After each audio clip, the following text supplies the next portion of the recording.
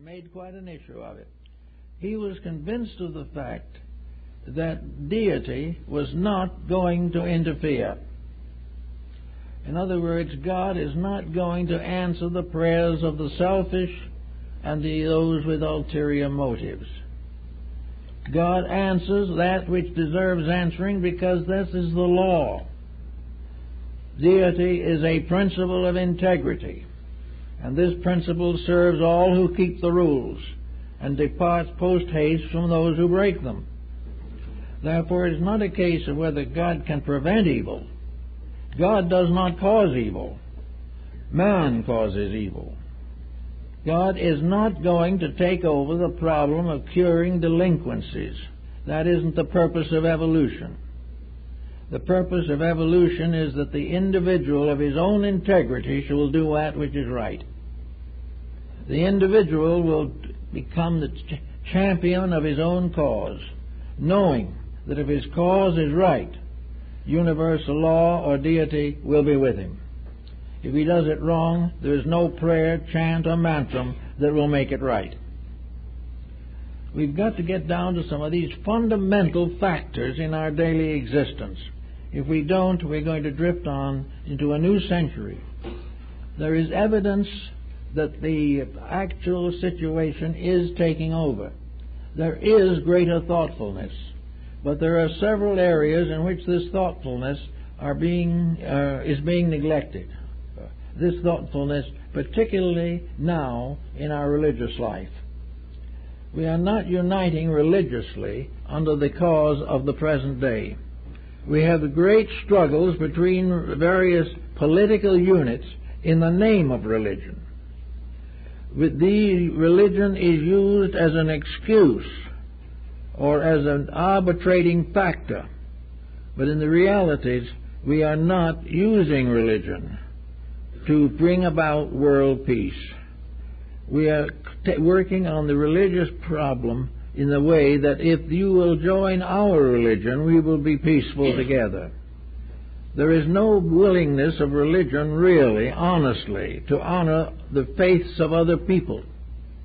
Somewhere along the line, religious barriers have to come down.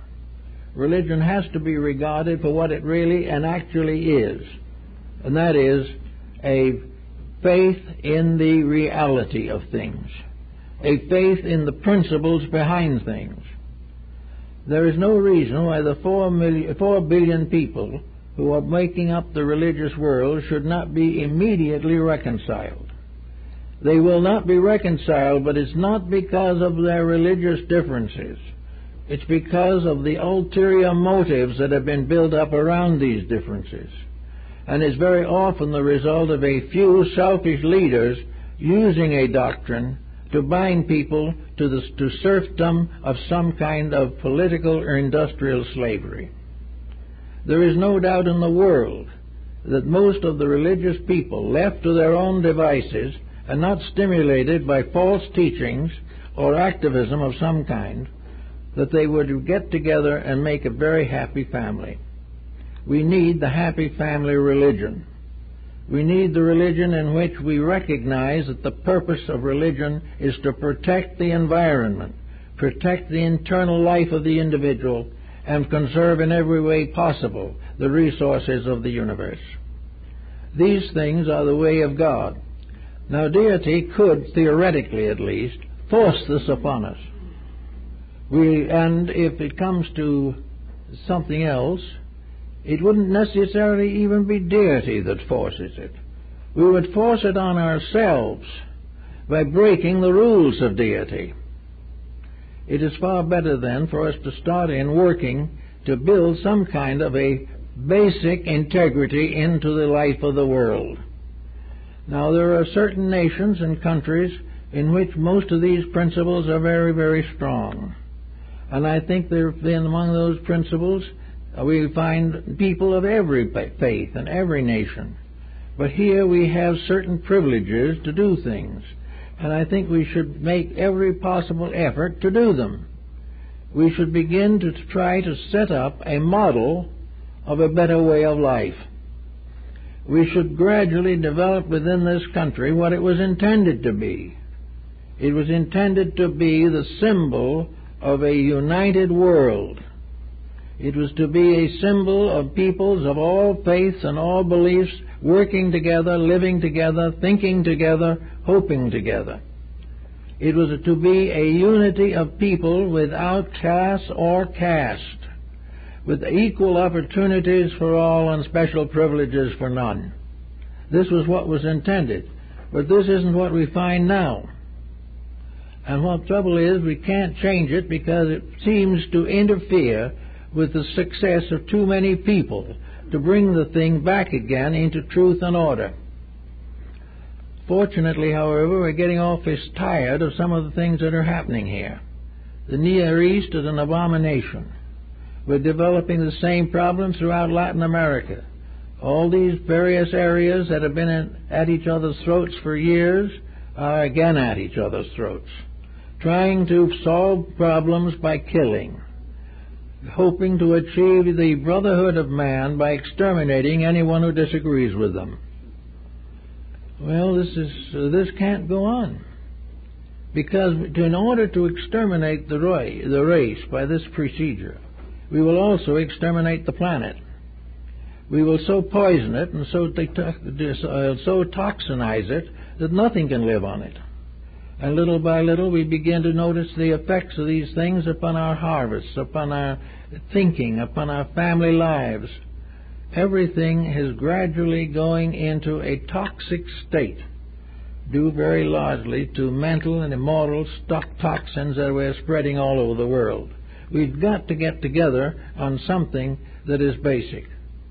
And I think the one thing that might help us to recognize is the fact that we are all by ourselves on a little ball, and that this ball is not going to get bigger, and all the wealth in the world is not going to make it more prosperous.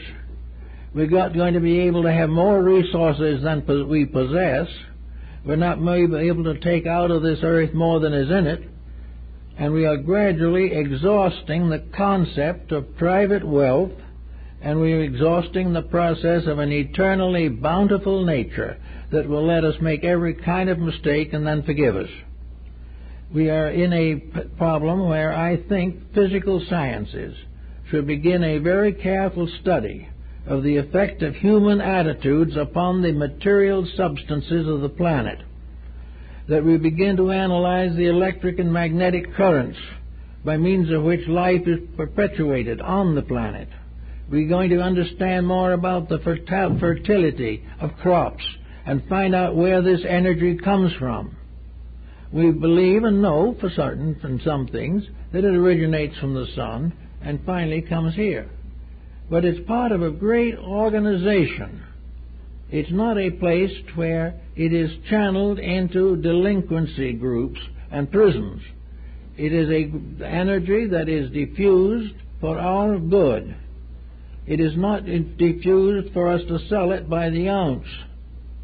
It is our use to rise out of this type of life and come to the realization that happiness is when we're all happy, or all doing those things which create happiness, and that excessive ambition and excessive personal possession is simply gradually cutting the earth out from under our feet. We are now in the 6th billion. Next time, by maybe the end of the century, only 10 or 12 years more, we will be up to 7 billion. We will go on and on until we crowd each other off the planet. But nature isn't going to do it that way. If we have not the skill and wisdom to make some of these conscious changes for our own good, we will have to take the consequences. Now, it's quite true, for instance, that those of us who are alive today may not see the fulfillment of all these dreams and hopes. We probably won't. But if we begin to think in terms of them and take that thought with us when we leave here, it will mean that living in this world has taught us something. We don't want to go before the great tribunal of the infinite, wherever and whatever it may be, and when asked what we learned here, we won't be able to say as the only thing that there are ways by which you can make 15% profit on the investment.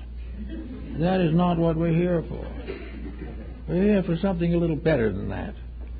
It would be better for us to be able to go out and know that we are wiser in essentials, and that if it is our turn to come back, we will come back as better people, able to do more for the common good and to build it forward.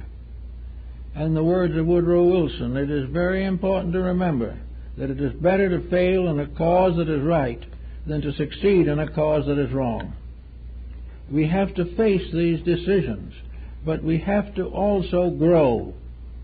The only reason for human beings being here is to improve.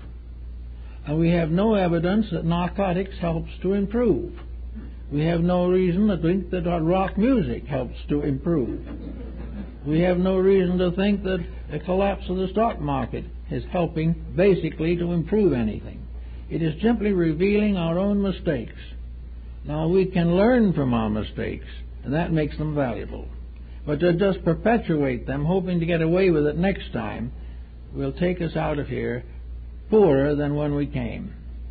Every human being ought to be at least 1% wiser when he leaves. He should have learned something of the integrities of life. He should have learned something of the eternities of value. He should leave this world a better person than when he entered it. He should not be in a position where he decides that suicide is the only way out. He is here to gain some kind of internal fortitude, to learn to appreciate the beautiful, to serve the good, to dream of the things that can be. He may not live to see them, but this does not mean that the attitude is failing or is a loss. The things we learn now become the basic materials for future embodiments. The moral values we discover become part of the inner life, and they alone can we take with us when we leave here. And it's a pity to make a pretty nice little planet like this go through such contortions as we've forced upon it. We are the ones who are ruining it. It is still the wonderful planet. And with a little love and a little help and a little care, it can be a garden for unborn generations to come. But if we continue consistently to abuse it, it is going to also turn on us and create a generation of people incapable of attaining to a high degree of cultural maturity.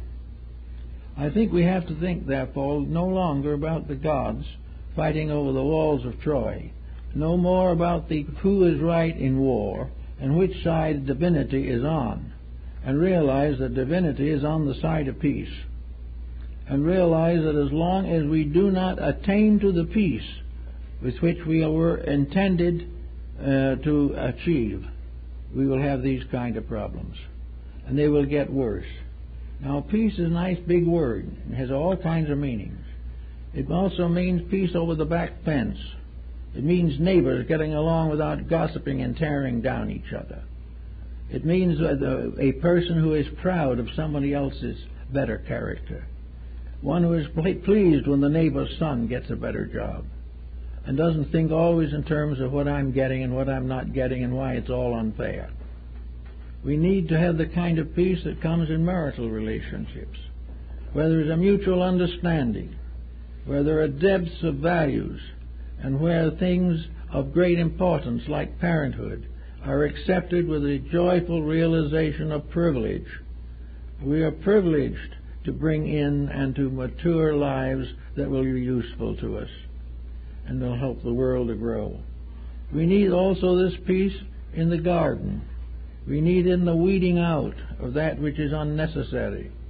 We need it in the moderation of life and the curbing of extravagance of all kinds, and also to get over forever keeping up with the Joneses. We also have the importance of reorganizing our monetary structure for the purpose of seeing that money is what it was intended to be, a medium of exchange and not a basis of wealth. That was discovered by the Greeks long ago. that as long as wealth is an end in itself, it is the bitterest pill that we ever will have to swallow.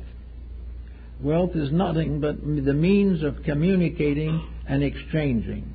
It is not convenient for the average person to put a load of hay in his back pocket. Therefore he gets a token, a symbol of that, which he can exchange for something that he needs. But when he starts loaning that exchange at double rate, and all this type of thing, he gets into trouble. He also gets into trouble when he fails to recognize the rights of the person who sells to him, and who is entitled to the same consideration as he expects for himself.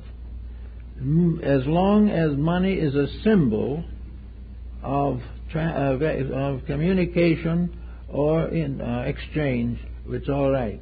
But when it becomes the end for which people work, where someone gets $5 or $10 million a year and another one has no bread, we're in trouble. This is the type of thing we're going to have to think of, because this is our world. This is our little planet, whirling through space, headed we know not where. Possibly in a few billion years it may disappear entirely, but by that time its purpose also will have been finished. In the meantime, it is up to us to make sure that we make this planet a success, and that the powers that fashioned this planet expect us to do so. We are none of us completely free. We have the right of choice. We have a right to do that which is best for all concerned, or to do that which is worse for all concerned. And we see, as we look around us, many, many opportunities to build these better things that we dream of. We face the great confusion of congestion. Congestion is one of the byproducts of unrestrained and irrational economics. We finally will bring all motion to the dead stop, because there will be no way to move any further. This is just an emblem of our own stupidity. We should have cured these things in the beginning.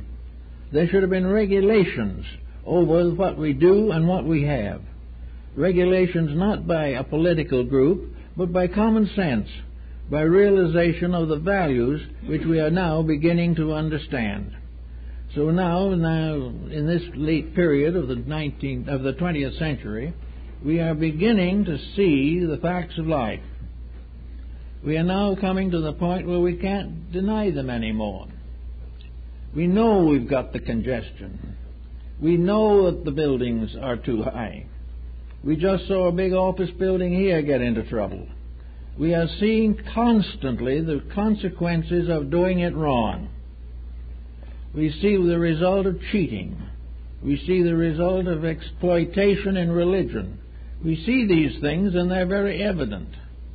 But for some unknown reason, we don't seem to make a lesson out of it. We don't see where it refers to us, but it does refer to us, perhaps in some ways more than others.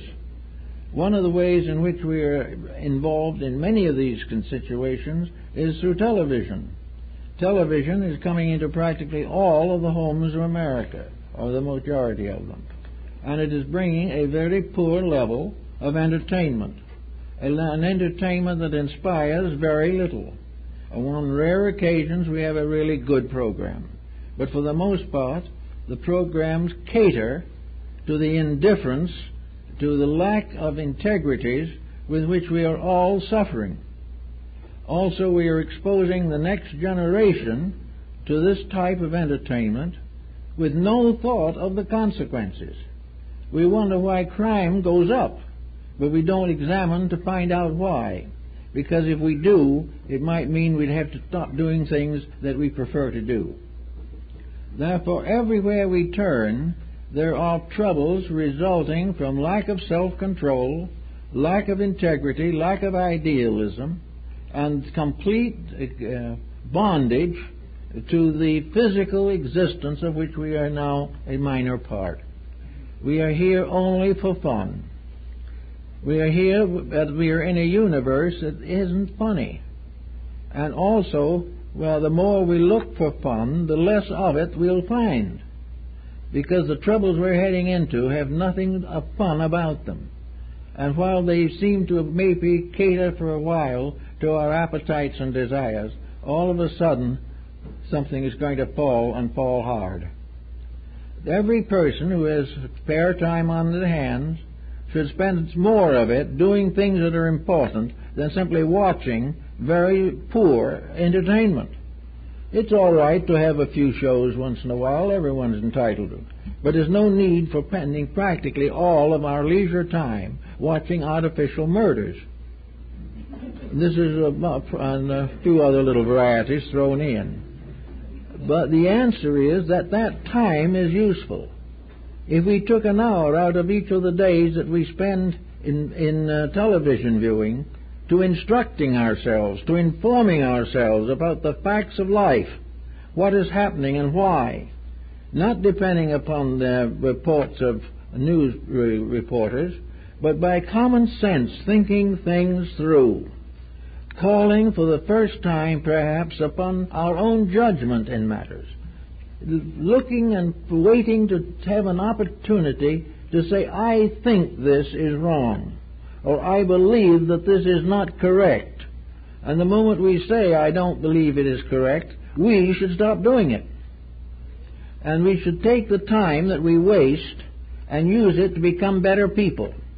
There is certainly something we can do with time more important than sitting in front of a tube while it goes into all kinds of real or mostly imaginary dramatical patterns. We have something better than this to do. Here we have a people unaware of the better philosophies of life, unaware of the big, deep things which make people rich and in understanding, learning to be more patient, learning to see through the infirmities of humanity and the better things that lie behind. More time to spend in sharing our thoughts with our children and with others, and less in front of something that offers nothing but escape.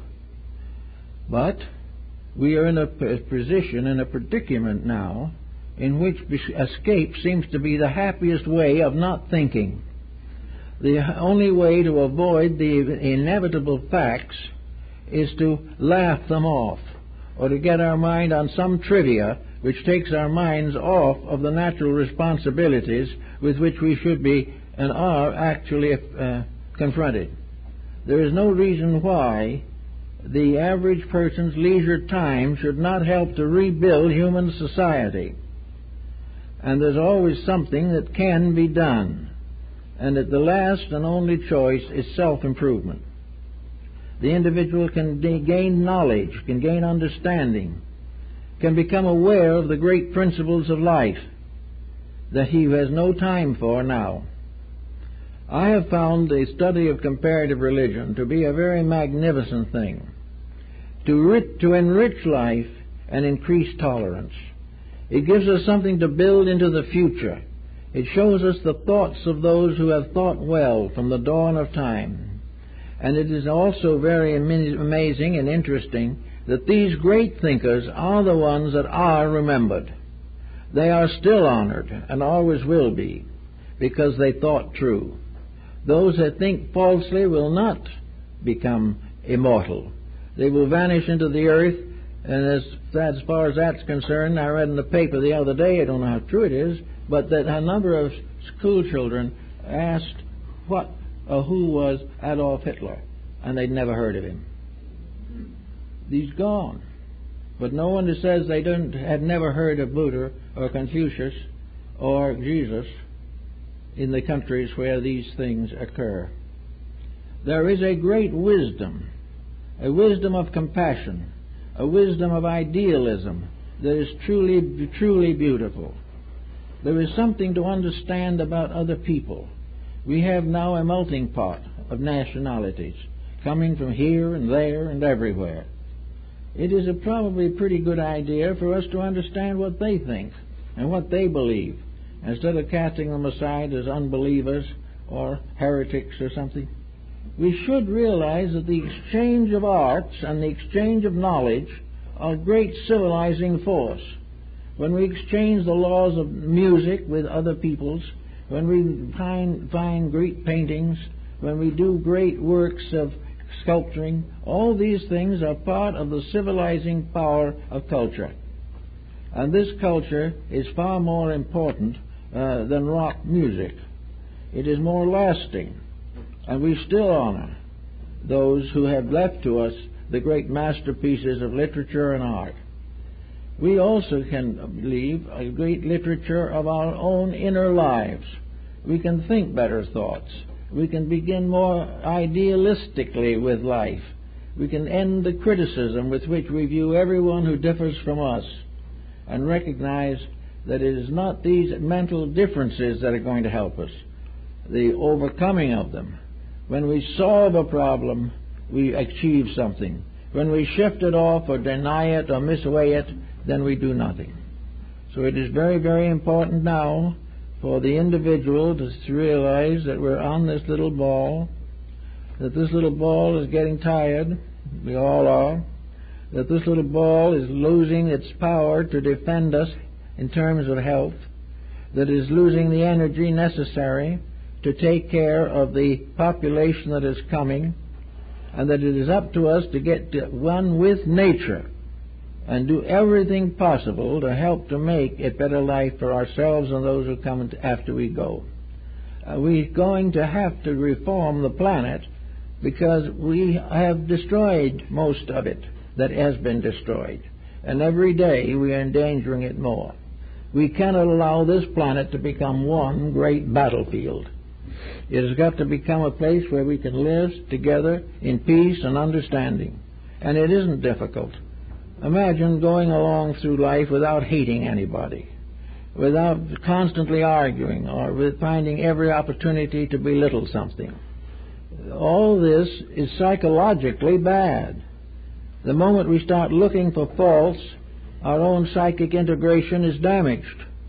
The moment we begin telling false stories about other people, our own minds sicken. Everything that is not normal, not healthy, not happy, not constructive, is dangerous to us. We have to get over this because it's becoming a mass ailment. And we have psychological plagues today that are as dangerous as the bubonic plague in Europe. The various plagues are the misuses of energy and power. They are the result of our own failures to live up to our principles. There's no reason why we should become a nation of drug addicts or a world of drug addicts. It is simply because it helps us to forget or to feel 10 feet tall when we're really about 6 inches high. It doesn't do us any good. The time now is to roll up the sleeves, know our measure to be a certain amount that we were born with, that we are a person capable of conduct that is contributing to permanent value, capable of becoming better informed, capable of producing better children, giving them the sharing of parental understanding, giving them the background of reading and writing before they even go to school, giving them an internal sense of the integrity of life. When we put these children out somewhere to board or something, we're not doing this. And if we sit them in front of television screens, we are doing them more harm than good. Yet you will say you can't take it away from them because all the neighbors have it. Well, that is true now, but we are responsible for that too. And we're responsible for gradually doing the things that win them back to value. I know several families with family discussions on these matters who have cut down television viewing without the children rushing out to find a set somewhere else. If you share with them the reasons right, most children who have not been too badly spoiled are willing to listen because they see it in the schoolyard. They see it in the curriculum. They know they're not getting educated. Therefore, these things are more important than to try to forget them. Let's not continue trying to forget the problems. Let us not continue to worry about the problems. That is doing no good. But let's quietly settle down to seeing what we can do about the problems that will make them less dangerous, less difficult, and that we can be a little more satisfied with our own contribution to the common good. We need this type of thinking today. We've got to get over the idea that gods in heaven are fighting over human beings, that wars are created in heaven is not true, that the gods favor one side so that when they go to war, very often, even in recent times, the armies are blessed in the churches and temples. The idea of going out and fighting for the glory of God is still an unhappy career. There is no such a thing as pleasing God by destruction. There is no way of making the deity a better friend because we break all his rules. We do not need to break these rules. We should pray for peace and not for war. We should pray for arbitration and not for victory.